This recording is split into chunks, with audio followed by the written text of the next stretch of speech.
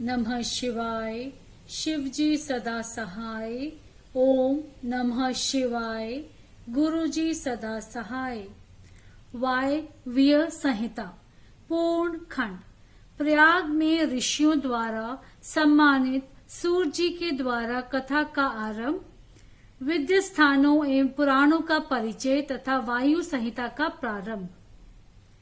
व्यास जी कहते हैं, जो जगत की सृष्टि, पालन और संहार के हेतु तथा प्रकृति और पुरुष के ईश्वर हैं, उन प्रमथ गण पुत्रद्वय तथा उमा सहित भगवान शिव को नमस्कार है, जिनकी शक्ति की कहीं तुलना नहीं है, जिनका ऐश्वर्य सर्वत्र व्याप्त है तथा स्वातित्व और विभूत्व जिनका स्वभाव कहा गया है, उन विश्व सृष्टा सनातन आजन्मा अविनाशी महान देव मंगलमय परमात्मा शिव की मैं शरण लेता हूँ, जो धर्म का क्षेत्र और महान तीर्थ हैं, जहाँ गंगा और यमुना का संगम हुआ है तथा जो ब्रह्मलोक का मार्ग है, उस प्रयाग में शुद्ध हृदय वाले सत्य व्रत परायण महातेजस्वी एवं महाभाग मुनियों ने एक महान यज्ञ का आयोजन किया। वहां क्लेश रहित कर्म करने वाले उन महात्माओं के यज्ञ का समाचार सुनकर निपुण कथावाचक, त्रिलोकवेता, उत्तम नीति के ज्ञाता तथा क्रांतिदर्शी विद्वान पौराणिक शिरोमणि सूत जी का उस स्थान पर आए। सूत जी को आते देख मुनियों का मन प्रसन्नता से खिल उठा। उन्होंने उनसे सांत्वना पूर्ण मधुर बातें कहकर उनकी यथो योग्य पूजा की। मुनियों द्वारा की हुई उस पूजा को ग्रहण करके सूत जी ने उनकी प्रेरणा से अपने लिए बताए गए उपयुक्त आसन को स्वीकार किया। उस समय महर्षियों ने अनुकूल वचनों द्वारा उनका सत्कार करते हुए उन्हें अत्यंत अभिमुख करके यह बात कही। ऋषि बोले, शिव भक्त शिरोमणि महाबुद्धिमान महाभाग रोमहर्षणी जी, आप सर्वज्ञ हैं और हमारे महान सौभाग्य से यहाँ पधारे हैं। तीनों लोकों में ऐसी कोई बात नहीं है जो आपको विदित न हो। आप भाग्यवश हमें दर्शन देने के लिए स्वयं यहाँ आ गए हैं, अतः अब हमारा कोई कल्याण किए बिना आपको यहाँ से व्यर्थ नहीं जाना चाहिए। इसीलिए आप हमें शीघ्र वह पवित्र पुराण सुनाएं, जो अत्यंत श्रवणीय, उत्तम कथा और ज्ञान से युक्त तथा वेदांत के साथ स्व से संपन्न हो। वेदवादी मुनियों ने जब इस प्रकार प्रार्थना की, तब सूची ने मधुर न्याययुक्त एवं शुभ वचनों में उन्हें इस प्रकार उत्तर दिया। सूजी ने कहा, महर्षियों, आपने मेरा सत्कार किया और मुझ पर कृपा की है। ऐसी दशा में आपसे प्रेरित होकर मैं आपके समक्ष महर्षियों द्वारा सम्मानित पुराण का भली भांति प्रवचन क्यों नहीं करूंगा। अब मैं महादेव जी, देवी पार्वती, कुमार स्कंद, गणेश जी, नंदी तथा सत्यवती कुमार साक्षात भगवान व्यास को प्रणाम करके उस परम पवित्र वेद तुल्य पुराण की कथा कहूंगा, जो शिव तत्व के ज्ञान का सागर है और भोग और मोक्ष रूपी फल देने वाला साक्षात साधन है। विद्या के संपूर्ण स्थानों का, पुराणों की संख्या का और उनकी उत्पत्ति का विवरण दे रहा हूँ। आप लोग मुझसे इस विषय को ध्यान पूर्वक सुने। 6 वेदांग, 4 वेद, मीमांसा, विस्तृत न्याय शास्त्र, पुराण और धर्म शास्त्र, ये 14 विद्याएं हैं। इनके साथ आयुर्वेद, धनुर्वेद, गंधर्व वेद और उत्तम अर्थशास्त्र को भी गिन लिया जाए तो ये विद्याएं 18 हो जाती हैं। इन 18 विद्याओं के मार्ग एक दूसरे से भिन्न हैं। इन सबके निर्माता त्रिकालदर्शी विद्वान साक्षात भगवान शूलपाणी शिव हैं, ऐसा श्रुतियों का कथन है।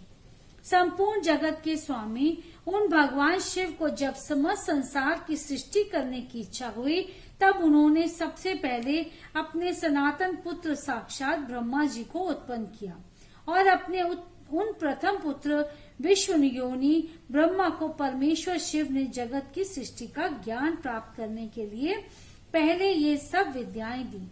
उसके बाद उन्होंने पालन करने के लिए भगवान श्री हरि को नियुक्त किया और उन्हें जगत की रक्षा के लिए शक्ति प्रदान की। वे भगवान विष्णु ब्रह्मा जी के भी पालक हैं। ब्रह्मा जी विद्या प्राप्त करके जब प्रजा की सृष्टि से विस्तार कार्य में लगे, तब उन्होंने संपूर्ण शास्त्रों में पहले पुराण को ही स्मरण किया और उन्हीं को वे प्रकाश में लाए। पुराणों के प्रकट होने के अंतर उन्हें 4 मुखों से 4 वेदों का प्रादुर्भाव हुआ। फिर उन्हीं के मुख से संपूर्ण शास्त्रों की प्रवृत्ति हुई। द्वापर में भगवान श्री हरि सत्यवती के गर्भ से उसी तरह प्रकट हुए जैसे अरणी से आग प्रकट होती है। उस समय उनका नाम श्री कृष्ण द्वैपायन हुआ। मुनिवर श्री कृष्ण द्वैपायन ने वेदों को संक्षिप्त करके उन्हें 4 भागों में विभक्त किया। इस प्रकार 4 भागों में वेदों का व्यास विस्तार करने से वे लोक में वेद व्यास के नाम से विख्यात हुए। इसी तरह उन्होंने पुराणों को संक्षिप्त करके 4 लाख श्लोकों में सीमित किया।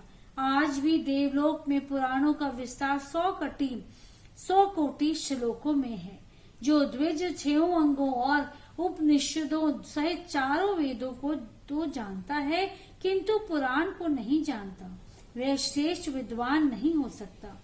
इतिहास और पुराणों से वेद की व्याख्या करें जिसका ज्ञान बहुत कम है, अर्थात जो पौराणिक ज्ञान से शून्य है, ऐसे पुरुष से वेद यह सोचकर डरता है कि यह मुझ पर प्रहार कर बैठेगा। सर्ग, प्रतिसर्ग, वंश, मनवंतर और वंशानुचरित ये पुराण के 5 लक्षण हैं।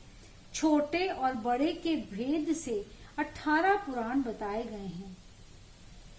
ब्रह्म पुराण, विष्णु पुराण, भागवत पुराण, नारद पुराण, अग्नि पुराण, लिंग पुराण, सकंद पुराण, कूर्म पुराण, गरुड़ पुराण और पद्य पुराण, शिव पुराण, भविष्य पुराण, मार्कंडे पुराण, ब्रह्मवैवर्तन पुराण, वाराह पुराण, वामन पुराण, मत्स्य पुराण, ब्रह्मांड पुराण, यह पुराणों का पवित्र क्रम है।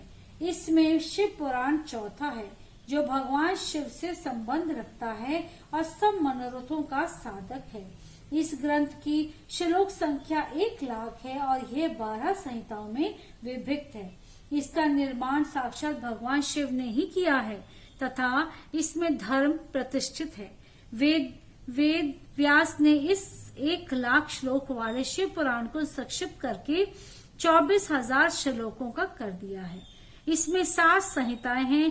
पहली विंध्येश्वर संहिता, दूसरी रुद्र संहिता, तीसरी शतरुद्र संहिता, चौथी कोटि रुद्र संहिता, 5वीं उमा संहिता, 6ठी कैलाश संहिता और 7वीं वायव्य संहिता है। इस प्रकार इसमें 7 ही संहिताएं हैं। विद्वेश्वर संहिता में 2000, रुद्र संहिता में 10,500, शतरुद्र संहिता में 2180, कोटि रुद्र संहिता में 2240, उमा संहिता में 1840, कैलाश संहिता में 1240 और वायव्य संहिता में 4000 श्लोक हैं। इस परम पवित्र शिव पुराण को आप लोगों ने सुन लिया। केवल 4000 श्लोकों की वायव्य संहिता रह गई है, जो 2 भागों में से युक्त है। उसका वर्णन मैं करूंगा। जो वेदों का विद्वान न हो उसको इस उत्तम शास्त्र का वर्णन नहीं करना चाहिए। जो पुराणों को ना जानता हो और जिसकी पुराण श्रद्धा पर श्रद्धा न हो, उससे भी इसका कथा नहीं कहनी चाहिए। जो भगवान शिव का भक्त हो, शिवोत्व धर्म का पालन करता हो और दोष दृष्टि से रहित हो, उस जांचे बूझे हुए धर्मात्मा शिष्य को ही इसका उपदेश देना चाहिए। जिनकी कृपा से मुझको पुराण संहिता का ज्ञान है, उन अमित तेजस्वी भगवान व्यास को नमस्कार है। अध्याय 1 संपूर्ण।